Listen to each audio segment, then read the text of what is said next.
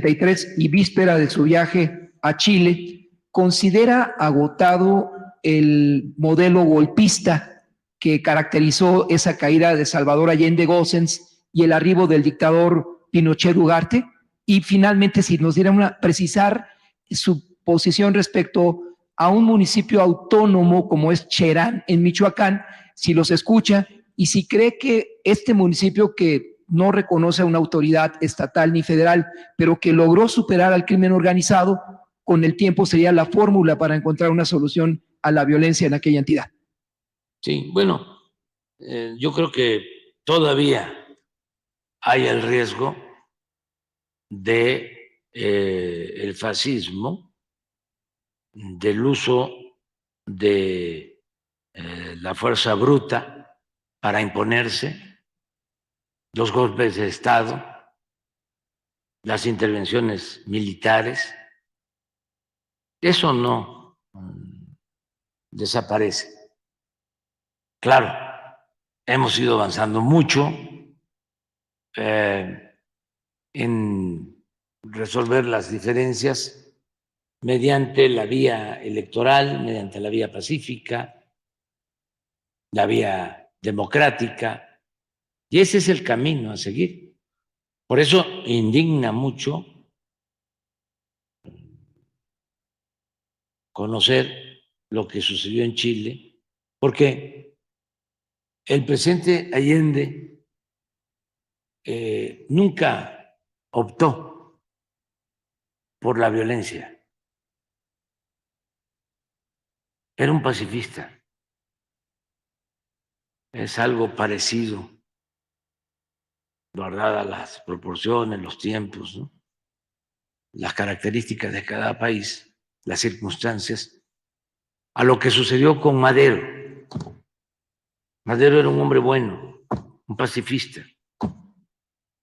Llama al pueblo a tomar las armas en contra de la dictadura porque pensó que no había otra posibilidad. Pero él no quería el sufrimiento del pueblo, no quería la violencia, y la revolución maderista, ya lo hemos analizado aquí, se resolvió pronto.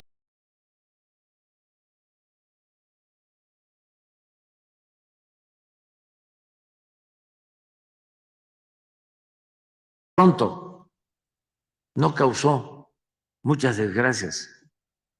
Madero convoca a tomar las armas el 20 de noviembre de 1910 y en mayo triunfa la revolución maderista en la batalla de Ciudad Juárez. O sea, de noviembre a mayo, 6 meses. Y en 6 meses se tiene que ir al exilio Porfirio Díaz. 6 meses. Muy pocos muertos. Se habla de 10, 14,000 muertos. Claro, hubo muertos. Pero después fue una cosa ya muy lamentable porque a partir de que lo asesinan ya como presidente, pues entonces sí, se incendia, se prende todo el país. O sea, hay violencia en todo el país y se habla de 1,000,000 de muertos por la violencia y por pandemias y por el hambre, a partir de que se da el golpe de Estado. Pero bueno, se logró en una primera etapa con muy poca violencia. Claro, había que desmontar el régimen autoritario que había permanecido 34 años, no era un asunto fácil, y estaban todos los intereses creados. la prensa en ese entonces, que la tenía sometida Porfirio Díaz o subvencionada, maiciada. Y llega Madero y él era un hombre que creía en la libertad. Y esta prensa porfirista se dedicó a atacarlo. Por eso asesinaron de manera cruel a su hermano, a Gustavo Madero, porque se atrevió a decir, le muerden la mano a quien les quitó el bozal. Eso no se lo perdonaron nunca.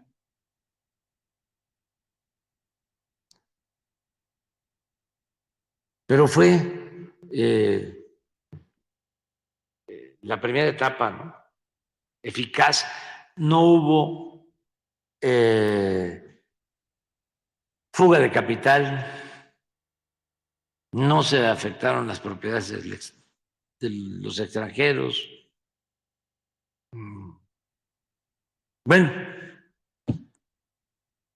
es la revolución del mundo más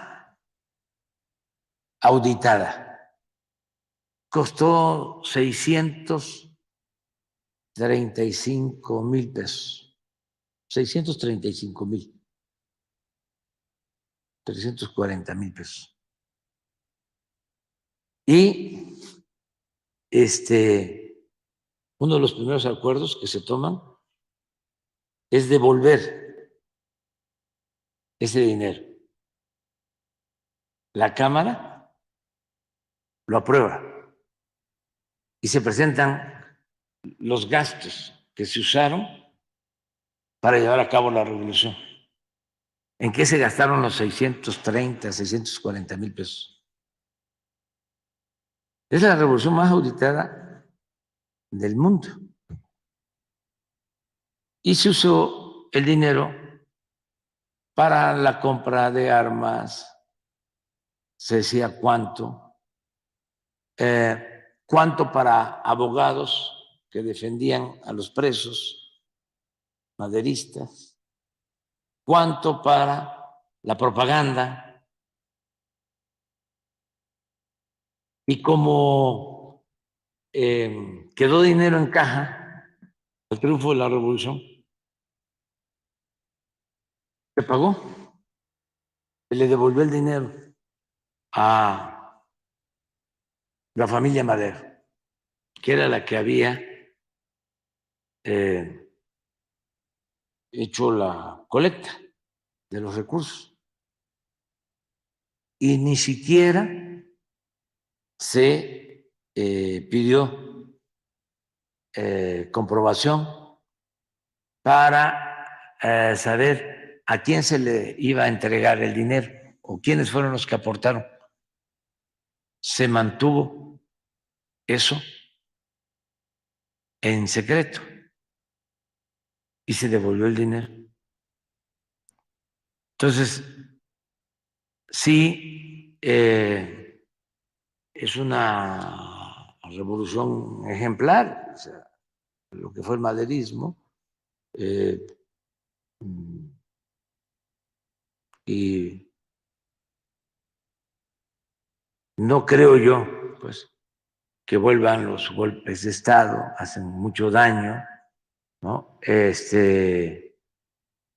Y por eso Madero como Allende, que lucharon por una transformación pacífica, presidente Allende nunca quiso la violencia. Por eso fue malvado el que se haya dado ese golpe de Estado en Chile. Él fue creo que 3, 4 veces candidato a la presidencia, hasta que ganó. Siempre por la vía legal, por la vía democrática. Y hay quienes sostienen, o antes se decía más, de que solo se podía transformar por la vía armada. Cuando hablo del Estado y la Revolución, el libro de Lenin, pues eso es lo que sostiene, que solamente se puede lograr una transformación por la vía armada.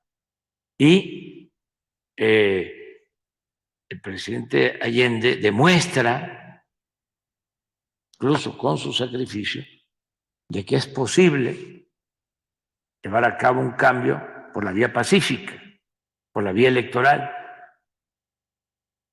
Y yo soy partidario de eso, porque la vía armada, aunque debe entenderse en qué circunstancias se presenta,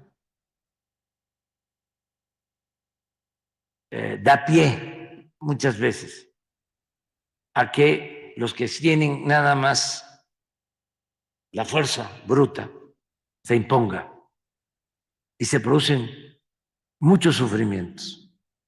Por eso nosotros tenemos siempre en México que buscar la vía pacífica y fortalecer la democracia. No permitir los golpes de Estado. Y también algo que es importante, no permitir las manipulaciones, que no hayan golpes de Estado técnicos o mediáticos. Por ejemplo, si la oligarquía de un país, los dueños del dinero, los que se sienten dueños de un país, tienen el control de los medios y manipulan, y manipulan, y manipulan, y manipulan, y manipulan, pueden lograr imponer a presidentes, autoridades títeres que no representen a todo el pueblo, sino que estén al servicio nada más de una minoría. Eso en sentido estricto no es democracia, eso es oligarquía, con fachada de democracia. Entonces, por eso hay que seguir denunciando a los medios que no informan, que no son objetivos, que no se apegan a la verdad, sino que defienden intereses y que su propósito es saquear, es robar, en el mejor de los casos, lucrar, y que se quedan con lo que pertenece a todos. Ya hemos padecido nosotros eso, de cómo los medios encumbran a personajes y destruyen a opositores, los medios. Si nosotros estamos aquí por milagro, vaya que nos han golpeado históricamente. Acuérdense cuando los videos de Ahumada, que se asocia este señor Ahumada con Carlos Salinas y con Diego Fernández y desde luego con Fox y el que estaba en gobernación, Krill y Televisa,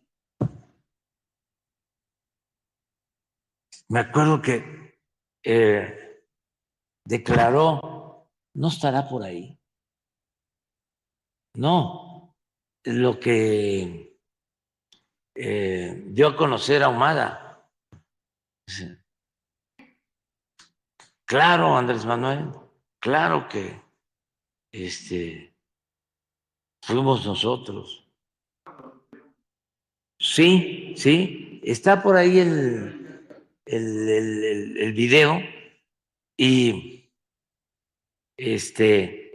dice el mismo Ahumada que cuando ve el video que le muestra a Ahumada, donde le está entregando a Ahumada dinero a el maestro Bejarano,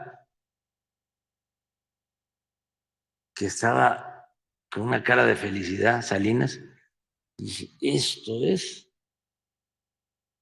lo que necesitamos.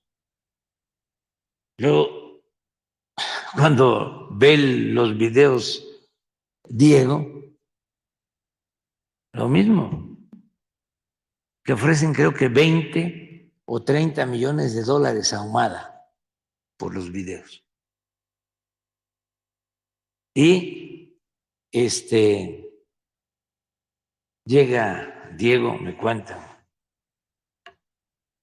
a una mesa, a un restaurante. Creo que es el presidente, ¿cómo se llama ahora?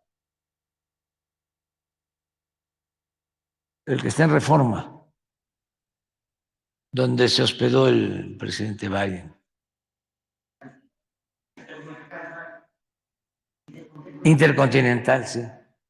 ¿No se llamaba presidente antes? Sí, sí. Llegó ahí a una mesa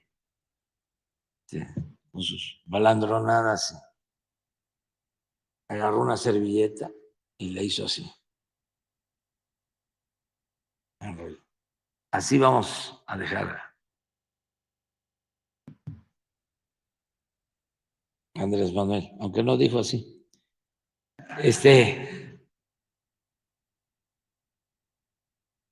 Se lanzaron durísimo y todos los medios, todos. Pero tengo infinidad de casos, muchísimos. Entonces, las campañas en medio, bueno, como ahora, si puedo hablar de esto, pues es porque ya hemos pasado por muchas, pero los medios en el país en los últimos tiempos han sido cómplices del saqueo, de la corrupción que imperó durante mucho tiempo. Entonces, ese es su enojo y les debería dar vergüenza querer que eso regrese, porque si fuesen sensibles, si tuviesen una dimensión cívica, social, estarían internalizando, reflexionando de que ya no era posible mantener un régimen de corrupción, de injusticia, de privilegios, que eso no era conveniente para nadie. Estaríamos hundidos. Y ahora está bien la economía, hay empleo, aumentaron los salarios, hay gobernabilidad. Ellos mismos obtienen utilidades. No hay problema grave, pero se obnubilan. se ciegan y quieren seguir mandando, no quieren perder el privilegio de mandar, no quieren. Ojalá y recapaciten, porque si les fuera mal a la mayoría, sí hay algunos, ¿no?, que ya no están recibiendo, por ejemplo, de los voceros, no de los de arriba, sino de los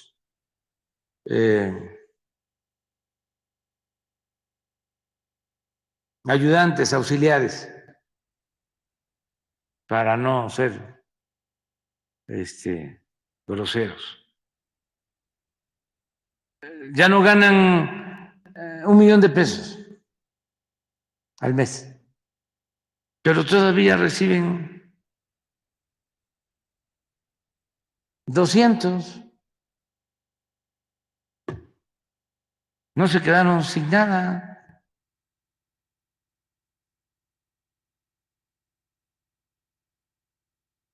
Y imagínense la satisfacción que vayan a los pueblos en donde niñas, niños pobres están recibiendo sus becas.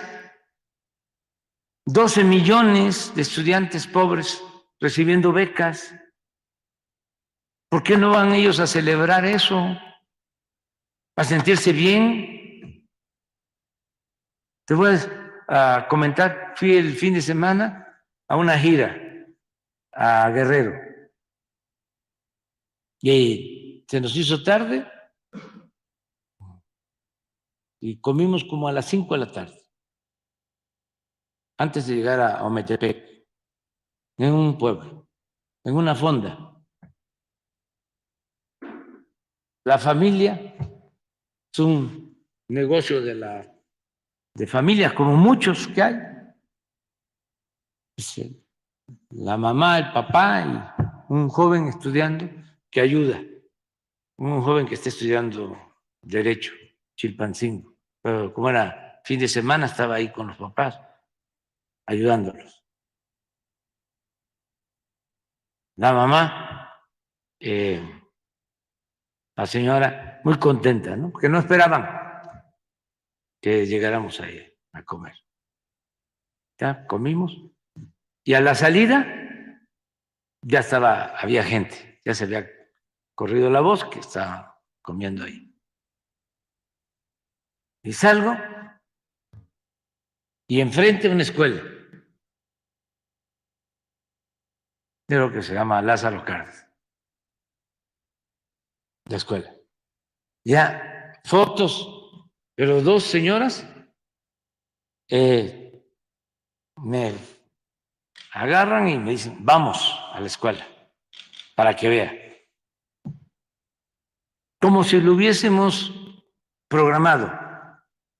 Y me llevan a la escuela, porque eran de la sociedad de madres de familia, madres, padres de familia, que estaban recibiendo el presupuesto para la escuela es nuestra, que es un programa para que las madres, padres de familia tengan recursos y la asamblea decida qué mejoras hacer en la escuela.